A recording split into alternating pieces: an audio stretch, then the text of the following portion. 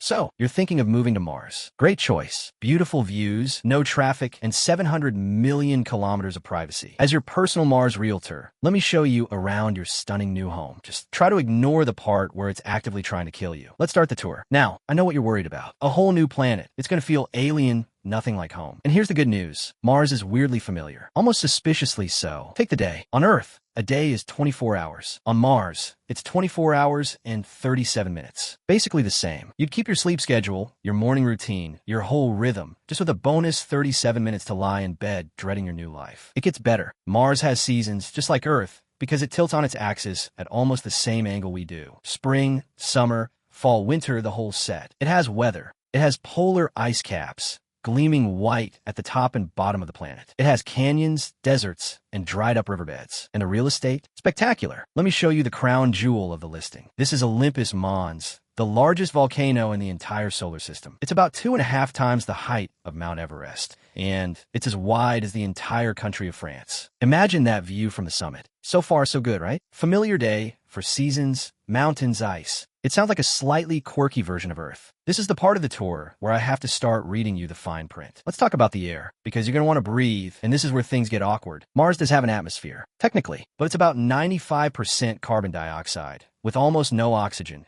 and it's incredibly thin, less than 1% the pressure of Earth's. Stepping outside without a suit wouldn't feel like being on a mountaintop. It would feel like being shoved into the vacuum of space. The moisture on your tongue and in your lungs would begin to boil. You'd have maybe a minute or two of useful consciousness. So, you'll be wearing a spacesuit. Always. Every second you're outside, forever. But let's not dwell on the negatives. Let's talk about the neighborhood's cozy temperatures. And by cozy, I mean lethal. Mars is brutally cold. The average temperature is around minus 60 degrees Celsius, colder than the harshest winter in Antarctica. On a nice day near the equator, it might briefly climb above freezing at noon. By nightfall, it can plunge to minus 90. That thin atmosphere just can't hold on to heat. So your dream home is going to need serious insulation and a lot of power running constantly just to keep you from freezing solid. Now, every property has its quirks, and Mars has one I really should mention: the sunlight. On Earth, we're protected by two things: a thick atmosphere and a strong magnetic field.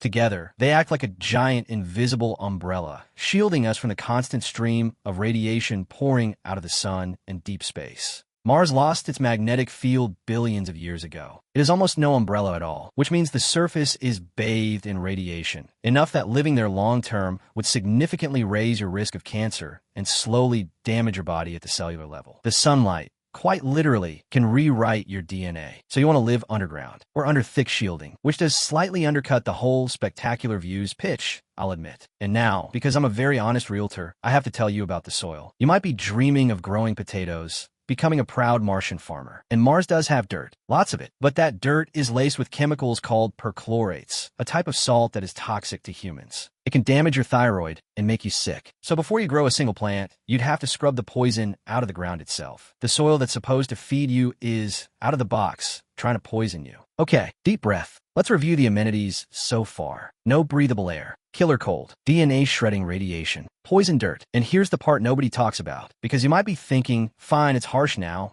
but Mars looks like it used to be nice. Those dried riverbeds, those canyons carved by flowing water. There was clearly water here once. Rivers, maybe lakes, maybe even ocean. And that's true. Billions of years ago, Mars was warmer, wetter, and had a thick atmosphere. It may have looked a little like early Earth. So a hopeful buyer might think, I'll just find that water and settle down by the lake. Here's the bad news. You're about 4 billion years too late. Something catastrophic happened to Mars. When it lost its magnetic field, the solar wind slowly stripped its atmosphere away into space, molecule by molecule. The pressure dropped. The planet dried out and froze. The rivers stopped. The oceans vanished. What water remains is mostly locked away as ice at the poles and frozen underground. You are, in a very real sense, shopping for a house on the corpse of a world that died a long, long time ago. So the honest question is, could we ever fix any of this? Could we make Mars livable? There are big, ambitious dreams about this. Terraforming, deliberately thickening the atmosphere, warming the planet, one day making the air breathable. In theory, you could release greenhouse gases, melt the ice, and slowly wake the planet back up. But the scale is staggering. With today's technology, warming an entire planet would take centuries, maybe longer, and we may not even have enough of the right gases on Mars to do it all. So the realistic near future isn't rolling green hills. It's small, sealed habitats, domes and tunnels, cities under glass and rock, where every breath of air is manufactured, every drop of water is recycled, and stepping outside means suiting up against a world that will never, ever love you back. Which brings me to the strangest part of this whole tour. Because if I'm being honest with you, as your realtor, this is a terrible property. It's cold, poisonous, airless, and irradiated. By every rational measure, you should stay on the warm, blue, oxygen-rich planet you already have, the one perfectly tuned over billions of years to keep you alive for free. And yet, people still want to go. Brilliant people are spending their lives and fortunes to try to get there. And they're not doing it because Mars is comfortable. They're doing it because it's there, a second world, hanging in the night sky, that humans might one day touch with their own hands. That's the thing about our species. We looked at the ocean and built boats. We looked at the sky and built planes. We looked at the moon and walked on it. And now we're looking at a freezing, poisonous, dead red planet. And a part of us is quietly thinking, yeah, but imagine. So, could we actually live on Mars? One day, maybe. In sealed cities, at enormous cost, through decades of struggle and brilliance and stubbornness. It would be the hardest thing our species has ever done, which, if you know anything about us, is probably exactly why we're going to try. The tour's over. The view really is spectacular. Just don't take off your helmet.